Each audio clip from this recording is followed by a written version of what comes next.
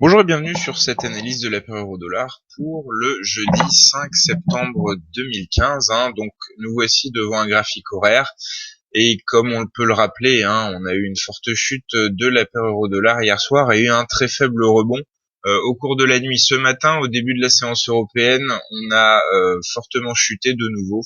On a marqué de nouveau plus bas sur les 1,0833, mais là les haussiers se réveillent et on a eu en quelques instants une remontée d'une trentaine de pips à partir de ce seuil. On peut aller voir sur les échelles de temps inférieures, par exemple 5 minutes, à quel point effectivement le rebond a été vif. On voit qu'on a touché un plus bas très précisément sur les 1,0833 et qu'on est remonté en 5, 10, 15, 20, 25 minutes. On a réussi à remonter jusqu'à un plus haut 1,0882. Donc là, c'est un signal qu'on a peut-être touché un point bas sur les 1,0830 environ.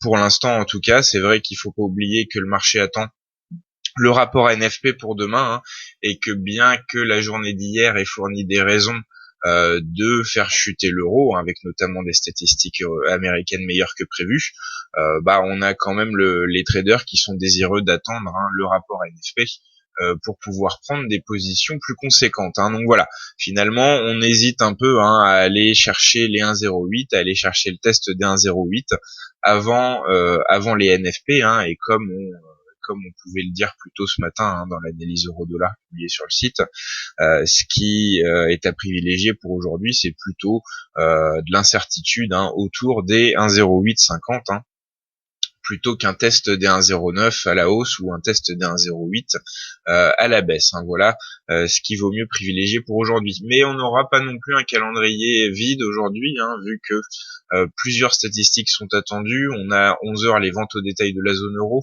On aura également plusieurs discours de banquiers centraux et à 14h30, on aura les inscriptions hebdomadaires au chômage américain et la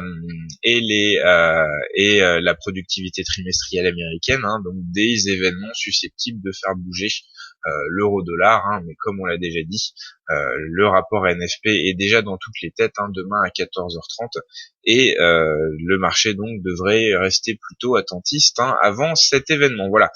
Si je résume brièvement, donc attentisme en vue du NFP, scénario à privilégier, consolidation autour du seuil des 1,0850. Les objectifs potentiels à la baisse c'est 1,08, à la hausse c'est 1,09.